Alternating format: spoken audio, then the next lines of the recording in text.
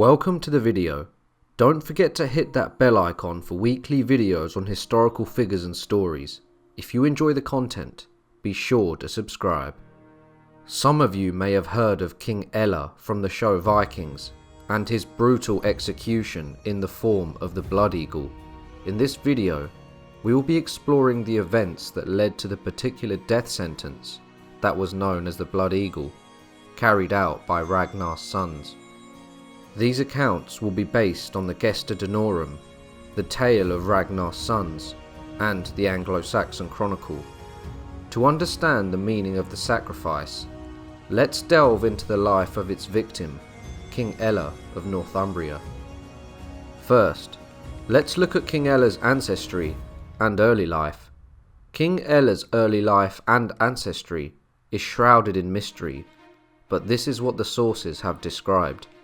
According to the Gesta Denorum, King Ælla was the son of King Heathen, a king in Britain. However, according to the Anglo-Saxon Chronicle, King Ælla had deposed King Osbert, and he is described as having no natural claim to the throne, portraying him as a tyrant and taking the throne purely out of ambition, as he had no royal blood. The king before Osbert was Ethelred II of Northumbria, and much evidence agrees that Osbert was his successor. But if Ælla had no natural claim to the throne, why does the Gesta Denorum regard his father as a king? Perhaps records have been lost regarding King Heathen that was mentioned in the Gesta Denorum. Regardless, King Ælla would become the king of Northumbria through bloodshed, and a civil war would soon rage on between him and Osbert. According to the Gesta Denorum, Ragnar would take a force of warriors and would begin pillaging England. He would soon attack the lands of King Heathen and would slay him in battle. His son King Ælla would not forget the death of his father. Soon after, Ælla would become the king of Northumbria. Meanwhile, Ragnar would return to Denmark, and his son Ivar the Boneless would meet him at his court. Together, father and son would go on an expedition to the Northumbrian city of York. They set sail and would soon see the shores of England. In the year 867, King Ælla and his rival Osbert would ally themselves against a common enemy, Ivar the Boneless and his Viking forces. This is where the sources begin to differ. First, let's have a look at the account from the Anglo-Saxon Chronicle. Ivar and his forces would besiege York. They would then break into the city, and there was an immense slaughter of the Northumbrians, and both the kings were slain on the spot. The survivors would make peace with the Viking army, and would then submit to them. This account seems to have happened after the death of Ragnar. King Ælla was described as having been slain in battle defending the city of York. Let's see what the accounts of events were in the Gesta Denorum. Ragnar and Ivar would arrive in York, and they would face off against King Ælla in a brutal battle that lasted for 3 days. King Ælla is described as fleeing the fight, as it cost much blood to the English and very little to the Vikings. Ragnar and Ivar had just won an overwhelming victory. King Ælla, however, was still alive and still wished to avenge his slain father, who had died at the hands of Ragnar. Ragnar would later summon his sons, and he would begin his invasion of Ireland. Meanwhile, King Ælla would launch an attack on the Irish himself. He put to the sword all those who were closely and loyally attached to Ragnar. This conveys King Ælla's obsession with Ragnar. Not only had Ragnar killed his father, but he had also ravaged his lands. King Ælla would not forget his blood feud, and he was coming after Ragnar and was slaughtering all of his allies. Eventually, Ragnar attacked King Ælla with his fleet of dragon-headed longships, and a sea battle would commence. But this time, King Ælla won, and he took Ragnar as a prisoner. Ragnar would be cast into a pit of snakes, But before he died, in a courageous voice, he recounted all of his deeds in order, and at the end of his recital added the following sentence: "If the porkers knew the punishment of the boar, surely they would break into the sty and hasten to loosen him from his affliction." King Ælla knew what this meant and told the executioners to remove the vipers from the pit. Ælla's servants did as he wished, but it was too late. Ragnar was dead. Thus Ragnar, a most glorious conqueror, died a prisoner. Ælla's blood feud was now complete, as he had executed his worst enemy, but at what cost? Ivar heard of the death of his father as he was watching the Viking games, which were strength-based sports, such as tug-of-war and the lifting of boulders. He did not show any signs of grief and told his messenger not to spread the word, in order for a panic to not break out. Bjorn would also receive the tidings of his father's death while he was playing at dice, and he squeezed so violently the piece that he was grasping that he wrung blood from his fingers and shed it on the table. Ivar would conceal his grief, but why? Nevertheless, Ragnar's sons would assemble for one common cause, the death of their father. And so the blood feud continued, but this time it was King Ælla who had killed a beloved father. Ivar would then sail to England, and when he saw that his fleet was not strong enough to join battle with the enemy, he chose to be cunning rather than bold, and tried a shrewd trick on Ælla, and asked for land as compensation for the death of his father. King Ælla would oblige him, as he saw this to be a reasonable request. But this was all part of Ivar's masterful plan. He would begin building a small city with strong walls. He also made alliances with all the people of the country, especially with the leaders, and eventually all the chiefs around him pledged loyalty to him.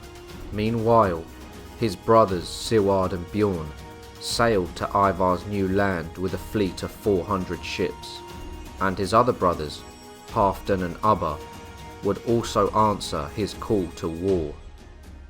As soon as Ivar learnt that his brothers were on their way, he went to King Ælla and told him that the sons of Ragnar are assembling and that he needs to see them to broker a peace. King Ælla agreed, and Ivar went to meet his brothers. In this meeting, Ivar and his brothers planned to launch a full-scale war, with their aim being the death of King Ælla and avenging their father. Ivar and his brothers would lead this great force that had gathered, now known to history as the Great Heathen Army. The armies would soon face off against each other on the battlefield. Once the armies had met, many of the Northumbrian earls abandoned King Ælla and went over to Ivar, as they had sworn allegiance to him and would become part of the Great Heathen Army. King Ælla then saw that he was severely outnumbered. Battle would soon commence, and it was a complete slaughter, with most of King Ælla's men perishing, while he himself was taken captive. Once King Ælla had been captured, Ivar and his brothers remembered how their father was tortured and killed. According to the tale of Ragnar's sons, they now had the eagle cut in on Ælla's back. All his ribs were severed from the backbone with a sword. His lungs were then pulled out. In the Gesta Denorum it states, "And when they captured him, they ordered the figure of an eagle to be cut in his back, rejoicing to crush their most ruthless foe by marking him with the cruelest of birds. Not satisfied with imprinting a wound on him, they salted the mangled flesh." King Ælla wouldn't be the last royal to die of the execution method that was the blood eagle.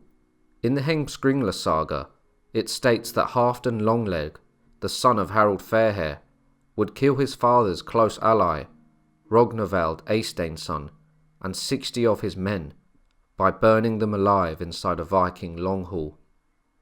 Ragnvald was instrumental in helping Harald with his unification of Norway, and his death was felt by Harald, who flew into a rage after hearing of his friend's death.